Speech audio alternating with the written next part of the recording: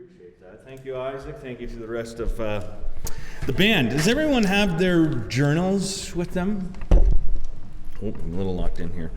Here's what I'd like to do. I would like to begin this morning with an imagination exercise. It's a peculiar one. Might even be a little uncomfortable. Probably something maybe you've never even considered before, but I simply want to employ this thought experiment to get us thinking about what I want to talk to you about this morning, get us primed for where I'm going. So, using all your imaginative power, here's how the thought experiment will go. Right now, if you can, I want you to imagine that we live in a bizarro world, and that as you sit in this room this morning, we live in an alternate world where marriage and the idea of exclusive, committed relationships don't exist. There's no such thing as marriage, no such thing as committed, exclusive relationships. And into this bizarre world, you walk into Nexus this morning and you have a seat. What comes to mind as you start looking around the crowd? We'll return to this thought experiment a little bit later, but for now, allow yourself to indulge this thought experiment a little bit. What's your reaction? What sort of questions come to mind for you? How does it make you feel? What would this mean if this was a permanent reality? No such thing as marriage, no such thing as exclusive, committed relationships. And you come into Nexus and you have a seat to begin looking around.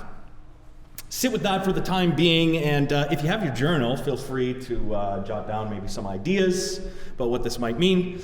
But we'll just hold on to that thought experiment for a second. Now, while you're considering that, we're coming to the conclusion of our Evolve series.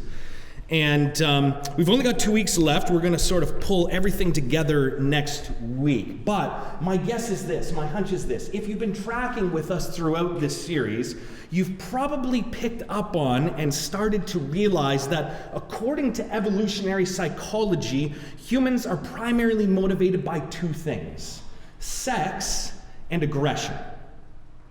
Humans are motivated by sex because we're biologically driven to reproduce, and we're motivated by aggression because aggression gets us higher up the hierarchy ladders so that we have better options for reproducing.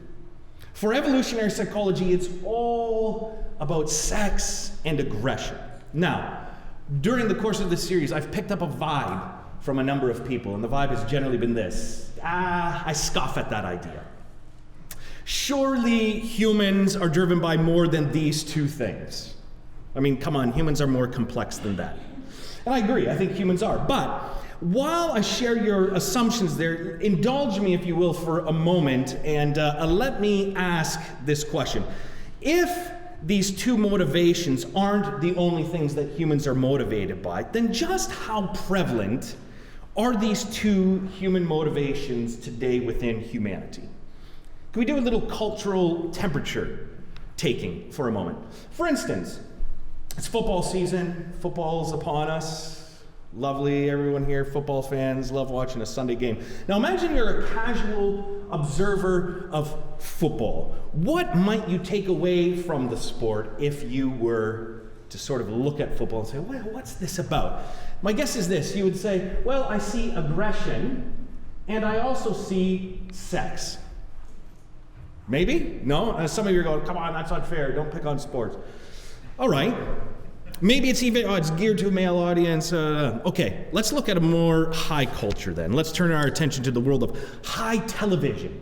The TV shows that have won Best Dramatic Series at the Emmys for the past decade. Because remember, TV is a mirror of our own interests. It sort of reflects ourselves back to each other. Here are the shows that were rated the top shows they won for the past year at the Emmys. What might we take away from these shows? 24. Some aggression there, maybe, right? The Sopranos, definitely some aggression thrown in with a little bit of sex, right? Now, the fact that Mad Men won from 2008 to 2011, 4 years in a row, is just, that drives me nuts. I don't think it's the best show. But for 4 years, Mad Men takes best show. What can we take away from Mad Men, this 50s marketing thing? We see a lot of aggression. We also see a lot of sex. What about Breaking Bad? Homeland. A lot of aggression thrown in with some sex. Breaking Bad, not so much sex, definitely a lot of aggression. And of course, the creme de la creme, Game of Thrones. If you had to sum up Game of Thrones in 2 words, it would probably be sex and aggression, right? I mean, like it or not, Hollywood, the sports industrial complex, even if you have a higher view of humanity, clearly Hollywood, the sports complex, they seem to think that sex and aggression is a pretty safe bet when it comes to getting our attention. I mean, we might not buy the insistence that our motivations are tied completely to sex and aggression. Fair enough. But might it be fair to say that as a culture, our interest in these 2 things is more than just casual? These 2 motivations seem to be clear and present in much of our everyday lives. And so I think it's safe to say that as humans, we are both sexual creatures and we can be aggressive creatures. At the very least, we have those tendencies, those predispositions, those propensities within us, right? Which raises a very interesting question for me. If sex and aggression are part of our nature, our makeup as humans, how do we harness them? How do we channel these energies within us in a life-giving, in a healthy way? When I was in Utah, Monument Valley, my friend Riley and I decided to go horseback riding. Perhaps one of the greatest experiences of my life. I absolutely loved it. I'd never really been horseback riding before. It was amazing. We got to the place we were going. We're out in Monument Valley, and we're getting ready to go. My friend Riley's taking forever. It took forever doing everything, so he's getting into his chaps or whatever he was putting on. And I had some time alone with my horse. And the Navajo guide was sort of instructing us, you want to get to know your horse, you want to be very comfortable with it. The horse's name happened to be Happy, which, I'll be honest, in a perfect world, it would have been something more like thunder or lightning, something a little bit more, but there it was with Happy.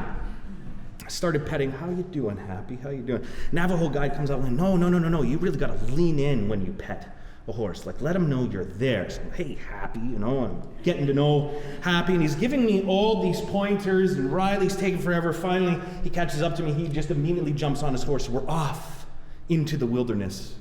It became very clear, very quickly, that Riley had no idea what he was doing. We came to a little pass, and we were asked if we would like to run with our horses. Yes, Cowboy Brad, here I come. Anyway, I took off, and I did just fine, but there's Riley in the back, and he's trying to do the spur kick thing. His horse won't move for him. Or we're going down in this little creek, and he's trying to guide him, and I had been given some pointers by my Navajo guide that you need to be firm when you steer. Riley, he just can't move his horse for the life of him. He could not, for the whole 2 hours we're out there, he could not harness the energy of his horse in a way, and so I just kept laughing at him the whole time. But because I had been given pointers, I mastered my horsemanship in just 2 short hours. It was amazing, though. But when you're dealing with an animal like a horse, in my brief experience, very brief experience, there's this element that unless you know how to properly harness and steer them, you're not going to get very far. And I think it's the same thing when it comes to our sexual energy, our aggressive tendencies as humans. How do we harness them in a life-giving way? Let's, for the time being, focus on sex. How do we address that? How do we harness it? Now, if you are in any way familiar with the Judeo-Christian tradition, you will know that our tradition generally teaches that sex is reserved for marriage. The most appropriate place to handle our sexual tendencies is within a marriage relationship. If I can make it a quick aside here, in previous years at Nexus, I've tried to expand our idea of what marriage is beyond our very recent Western concepts. I've tried to show how marriage is about a partnership based on love, exclusion, commitment. If you want to know more about this idea, might I suggest you listen to my talk, Sex on the Ladder, which it's really weird to reference yourself in a sermon. Like, want to know more about it? Listen to more of me. I'm sorry, but I don't have time to unpack that, but I think we need bigger understandings of marriage. But regardless of that, in the Judeo-Christian tradition, the best container for sex is in some sort of marriage arrangement. Which of course leads to the question, well, why?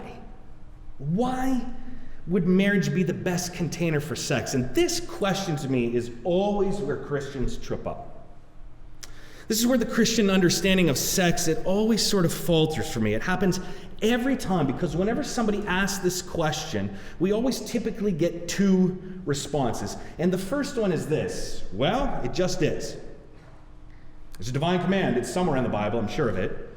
God just says so. That's the way it's supposed to be. Wait for marriage. God said so. Sex must be better within marriage. And of course, that's an answer that satisfies absolutely no one, right? It's kind of that same principle when you're sort of asking somebody, you know, if you're a child, you're asking your parents something. Why is this so? If they say just because, it's very unsatisfying. And so typically for Christians, when the question gets pressed further, the typical response is the purity narrative. That's the follow-up a lot of times, the purity narrative. A purity narrative is this: if you have sex outside of marriage, you'll be psychologically damaged. If you have sex outside of marriage, something will be broken inside of you, something spoiled or damaged, and this thing, whatever it is, can never be recovered. The integrity of your personhood or soul will be sort of damaged or compromised. Right? I'm sure many of us are familiar with that narrative in some form. And the reason this purity narrative, in my mind, gets deployed so often is that for most Christians, we think there has to be some reason why God ties together sex and marriage. There has to be something impure about sex outside of marriage. Otherwise, why would God prohibit it? And I need to be careful here as I sort of look at the purity narrative, because I have no doubt that there are some in this room who that was very sort of forming for you throughout your life, and sort of you abided by that purity principle. You came into marriage and you waited, and that was very sort of, that was a big deal for you. There's others of you here, I'm sure, who you're very familiar with the purity narrative, but you weren't able to live up to that expectations, and maybe you deal with some of the shame and guilt around that. And there's no doubt in my mind, too, that there are others of you here going, purity narrative, I've never heard of this before. I don't even know what you're talking about. So I need to be careful here, but it's probably not news to many of you, but the purity narrative has stopped working for a whole lot of people, for a number of reasons. I want to look at why the purity narrative doesn't work. First, I'll say this. Given that sex has been around for thousands, possibly millions of years, it seems to me a little dubious to suggest that sex outside of a Western understanding of marriage causes internal harm. We're talking about like millions of years where people have sex outside of this. It seems a little dubious to me to suggest that's the only healthy way sex can be expressed. The second is this. What makes sex outside of marriage contaminating, I think, for so many people might actually be the purity narrative itself. I think it's possible that some of the shame and guilt and sense of brokenness that some people feel related to sex might actually be because we keep telling people that they should feel screwed up if they have sex outside of marriage. And if so, it might not be sex that's messing people up, it might be the purity narrative that's messing people up. A third, final reason for me, there's a whole lot of people walking around today who don't seem to be suffering any psychological damage for having sex outside of marriage. There's plenty of data to suggest this, and I think anecdotally, probably many of us know some of these people. Maybe we are some of these people ourselves. Say, sex before marriage didn't harm me at all. And so the problem, I think, is that the purity narrative just doesn't ring true for many people today, which leaves the Christian sexual ethic in a bit of a predicament. If saying sex belongs in marriage, and why just because, if that's not satisfying, if the purity narrative is not a good answer, especially because it might be actually causing some of the harm to people, what then do we do with this Christian, Judeo-Christian sexual ethic? Even if the idea of marriage is much broader. I mean, seriously, is there a more satisfying answer? Is there any good reason why God would tie sex to marriage or relationships that involve high levels of love and exclusivity and commitment? What I want to do is try to take an entirely different take on things this morning. Because what I come to think is this: I think maybe evolutionary psychology gives us a hint at a better answer. Why tie sex to marriage, or broader understanding of marriage? Because of this, because of sexual rivalry and jealousy. As we've come to know, evolutionary psychology suggests that sex is basically like food. It's a finite resource that we compete for. There's a biological imperative within us to reproduce, but given that sex is this finite resource that we compete for, how do you coordinate the sexual marketplace? How do you create a system, you could say, that allows for sex to occur without competition for sex escalating into violence? Because let's be honest, the problem with sex is violence. It's the problem. Or broader, I think you could say this: the greatest problem with sex is its propensity to lead to jealousy, manipulation, betrayal, dehumanization, ultimately violence. Consider this fact. Sexual jealousy is considered to be the number one reason, the number one cause of domestic violence. Researchers have found that domestic violence is most often triggered by sexual jealousy, accusations of infidelity. Just read an interesting study this week. It was fascinating. Researchers at Ohio State University, they asked and were granted to be allowed to listen in on phone call conversations from jail. And what they were looking for were particular couples where one person had been accused and convicted of domestic abuse, and the other being the spouse or partner of that person. And so they listened in as the perpetrator of domestic violence spoke with the victim on the phone from jail. The study was led by a woman named Juliana Nemeth. She said this: "What we were looking for was the immediate precursor. What was the one thing that happened right before the violence?"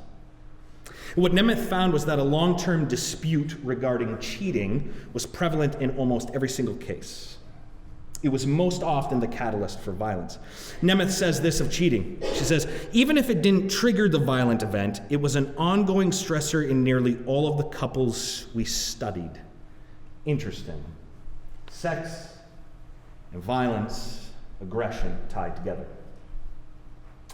I don't know about you, but I've been punched in the face exactly one time. And I hope to never have it happen again. I was 16 years old when it happened. You have to remember, when I was 16, there was no such thing as email, text, none of that stuff was around. So I'll give you the lowdown. Actually, can you guess why I might have got punched in the face at 16? Why would a 16-year-old male possibly get punched in the face? Might it have to do with sexual rivalry? That would be a good guess. So there was a young woman I was interested in. She was dating a guy on the football team. And being Brad, I thought, I need to do something about this. And so I crafted a letter to her. That's what you did before text emails. I crafted a letter, and I thought, maybe if I could subtly sort of suggest in the letter that she be with me instead of him, maybe I can make a switcheroo here. And so I crafted this letter. I thought it was very, very subtle. And I remember I got a letter back from her, and she was like, yeah, she was kind of interested, I think. But she said, "My boyfriend found your letter." Oh, man. So I'm walking with some friends on the football field, and he sees me. He comes right over to me. He says, "You trying to take my girl?" No. What are you talking about? He's like, "I read the letter. I know what you're up to." "No, me, pacifist little Brad. No. Let's fight right now." "Okay. No. Let's not do this. And he kept, "No, we're going to fight right now." It was the weirdest thing. "We're going to fight right now." And I'm standing there. I'm like, "Oh, please, Brad, use some charming words or something, get out of it." I tried everything. All of a sudden, I'm just standing there and pop, right in the face. Down I go. And I remember he jumped on top of me, and then the teachers all coming around. It was weird because I remember at the time thinking it didn't make a sound. It was the weirdest thing. Like in movies, whenever someone gets punched, it's always poof. I remember it didn't. It was just kind of like, oh, and I fell over. It was like a weird sensation. I got punched. Surprise, surprise, right? Sexual rivalry leads to violence. Or let me ask this question. What happens, of course, when there are no mores or regulations surrounding the sexual marketplace? Well, there happen to be no regulations in the animal kingdom. So what happens there? Well, this happens, and this, and this, and this, and this, right?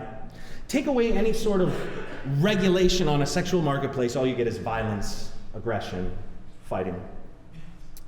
Which brings us back to our imagination exercise at the beginning of the morning. Take a room like this, get rid of any concept of marriage or committed relationships, and what happens? Now, over the course of an hour, hopefully nothing.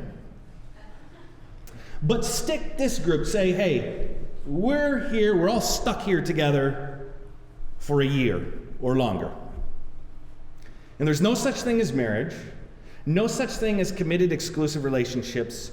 What happens? I would suggest this: things get weird and confusing and maybe even a little volatile. Because eventually, the question is going to emerge. Who gets to have sex with who? How do you govern that? In a world without marriage or social norms surrounding partners, this might actually erupt into violence. It's interesting, I did this imagination exercise. And the funny thing was this: I'm going through this imagination exercise, it's getting weird, and I'm thinking to myself, somebody needs to stand up in the group and be like, guys, I got a great idea. Why don't we have, when two people are interested in each other, we kind of sort of set them aside, like they're sort of interested, and eventually if they think that works, they decide to commit to one another. And everybody will be like, yeah, that's a great idea, Brad, because then nobody will harm each other anymore. I kept thinking to myself, in the context of that, somebody would eventually have to invent marriage. It would have to happen, or things could get ugly. And the point I'm trying to make is this: maybe, just maybe, marriage and binding sex to at least some kind of understanding of love and exclusivity and commitment is, from an evolutionary point of view, a cultural innovation designed to regulate human nature and reduce communal violence. Maybe keeping sex to marriage or relationships where there are high levels of commitment and love and exclusivity is about that and not about how pure we are. In fact, let me just ask a few questions out loud for your consideration. Is it possible that God's goal for binding marriage and all that that means to sex was not so that each of us could find our ideal plan and soulmate in life, but rather as a way to retain human violence and rivalry and jealousy and harm to others? I mean, maybe the issue is this: maybe it isn't so much how you regulate the sexual marketplace, but rather that it is regulated. In fact, I would say this, for us pacifists out there, go to the limb and say this: I believe marriage is the greatest non-violence innovation in all of human history. Why? Because what marriage does or tries to do at its best is regulate the sexual marketplace. It tries to restrain and inhibit sexual jealousy and rivalry that so often leads to violence and harm, all of these negative things. In fact, is it possible that God's plan for marriage has more to do with the well-being of the entire community than with individual couples? Perhaps in God's mind, marriage has less to do with how two individuals fall in love and come together, and more to do with working towards the betterment of the entire community, for the whole. And I know in our Western individualistic minds, this sounds sort of rubs us the wrong way, right? We hate the idea that any system or a tradition like Christianity would impede on our personal rights and freedoms. This sort of thing, how dare any faith system or any ideology sort of tell me how I can express myself sexually? And yet when we think about it more, we know that in a world that's governed strictly by individual freedoms, it becomes a hellish world. And I know some of you are thinking, this is a dangerous place to go, Brad.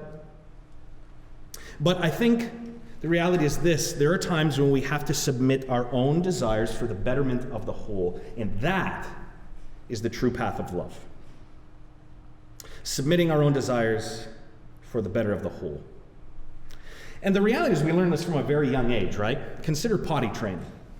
This is big on my mind because I am neck deep in this stuff right now. Consider potty training. Right now, my kids, they like to poop in their pants. They just do. They just do. And I'm trying to teach them this children is simply not going to work. And why? Why won't it work? Sometimes, children, you have to place aside your own personal desires and freedoms for the betterment of the whole. And what society has deemed best, children, is that you not walk around defecating in your clothing and making a really bad smell. Right? Now, if I could have I'd try to explain it like that. But the reality is, we learn from a young age, some of our desires we have to submit for the better of the whole. We learn it right from the beginning. One of the first things we learn is potty training. Why? Because the whole doesn't like it when we're walking around hurting people with stenchy pants or whatever. And it, I would suggest, is the same with sex. Maybe God's desire that sex be tied to marriage, again, in a broader understanding of that, maybe it has absolutely nothing to do with you personally. Maybe it has nothing to do with you, and everything to do with what's better for the whole, what's better for humanity as a whole. And I think it's time for us to move the conversation around sex away from issues like purity and move them more to issues of envy and jealousy and what happens when people use people, the harm that causes, communal violence, because maybe, just maybe, marriage is actually about those issues. And maybe marriage and tying marriage and sex together, it's not about protecting you from sex, but maybe it's about protecting us from ourselves. Maybe tying sex to marriage in the various ways that can be understood, maybe it has very little to do with puritanical rules or inhibiting freedom or being prudish. And maybe it has everything to do with, listen, if we're going to have heaven on earth, we need to ensure we live with as little jealousy and rivalry as possible. I don't know. To me, that's a bit of a better answer. And it's interesting because I think when you frame the discussion around these issues, I think purity actually remains important, but in a very, very different way. Remember, it was Jesus who said, after all, "Blessed are the pure in heart, for they will see God." It's not easy, scripturally, from Jesus to just simply do away with purity. There's an important place for purity. Purity, I think, is important for Jesus, but in a very different way. I think these words of Jesus are far more challenging than we realize. Purity isn't just a route we want to travel if we want to see God. It's also, in my mind, a very practical secret for learning to love well. How so? I've come to think that in a post-purity sexual ethic, actually, purity shifts. And so it's no longer the end goal, right? If I just remain pure, that's just the right thing to do. Purity shifts so that it becomes a means to an end rather than an end in itself. What I'd like to suggest is this. I like the way Richard Beck frames it. He says, when purity is about the means to an end, sexual purity becomes a form of protection that allows you to be radically available to others. Post-purity sexual ethic, I think, starts with this. Sex isn't bad, but our intentions can be. Purity is about our intentions.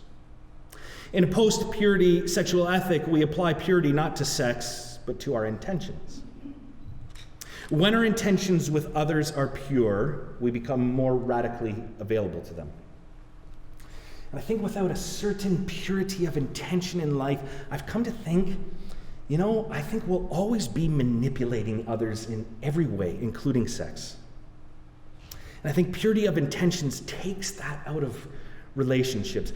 Consider this poem by Michael Quist. He's a French Catholic theologian.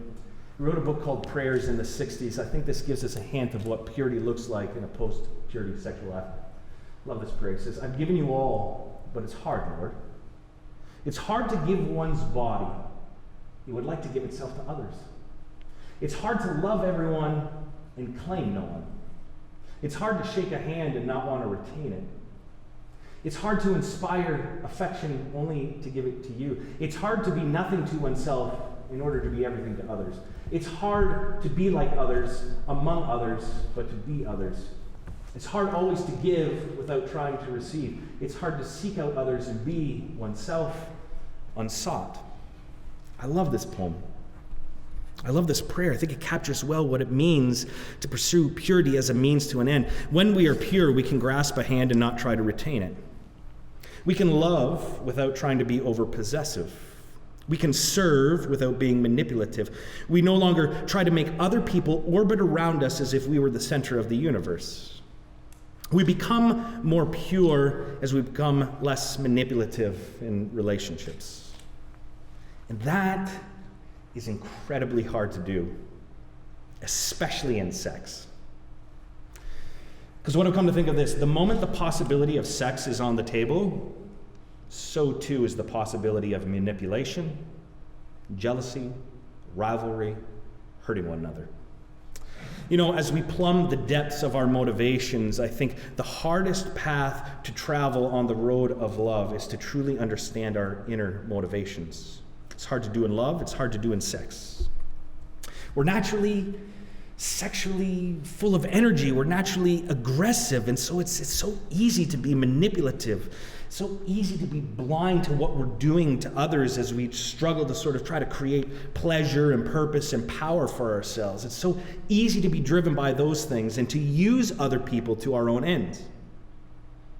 I love how Ronald Rolheiser sums up what it means to be pure of heart, and I think this applies so well to a post-purity sexual ethic. What is purity of heart?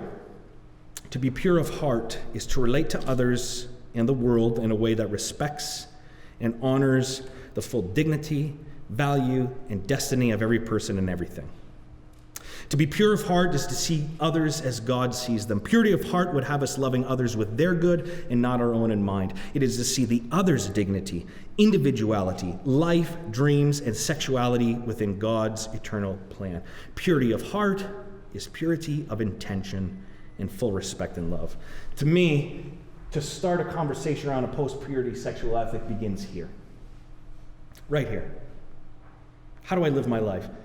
Can I check my intentions and keep this as the goal?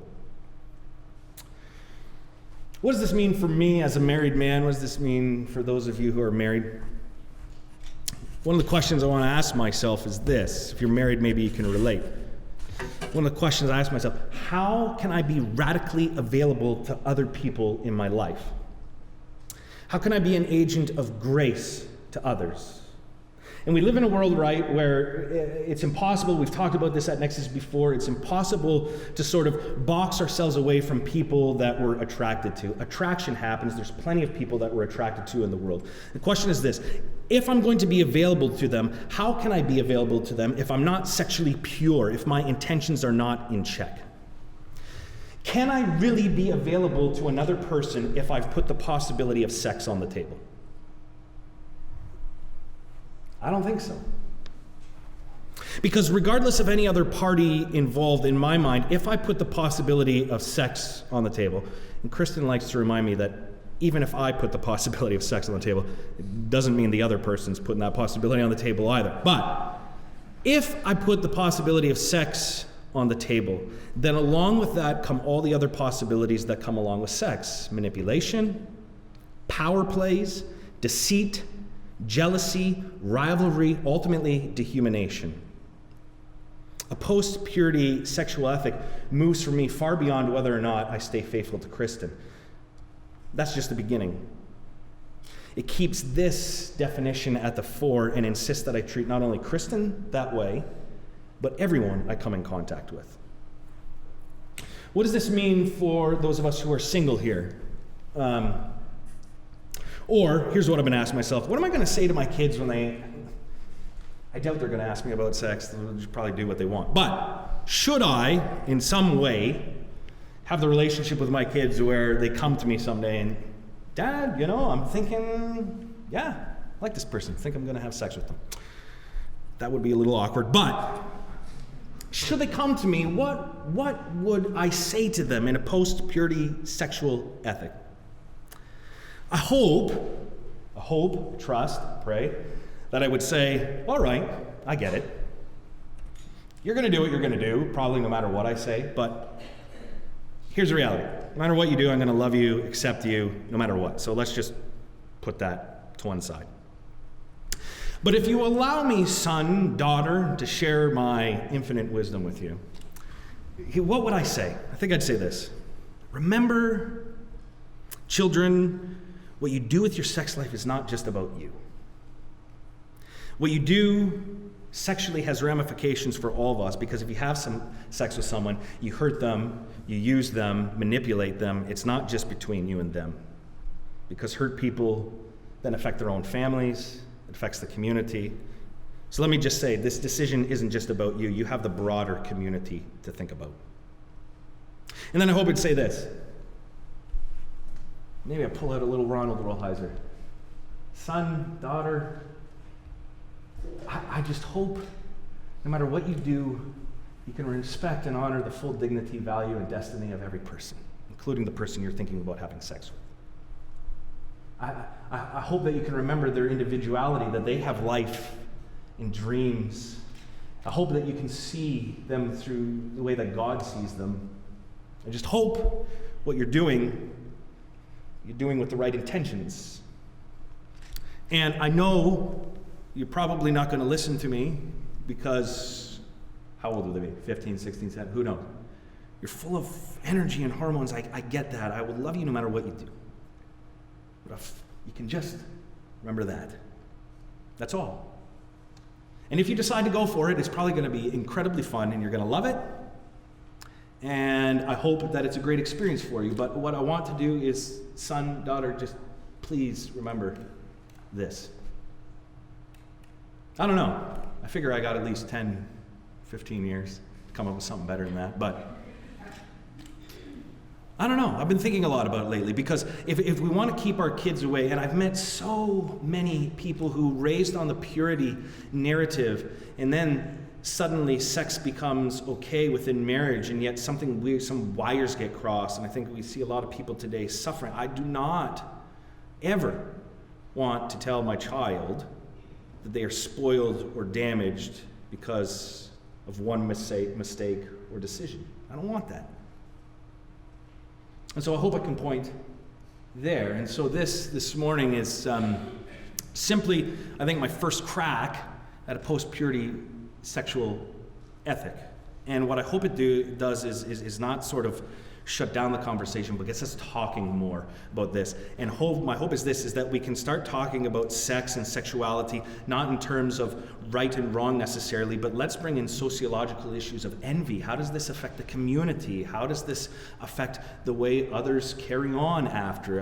All these different issues. That is where I hope we can push our conversations weeks, months, years ahead. So, what time is it? 11:31. Why don't I pray, and then we'll go from here in peace. Sound good? Okay, God,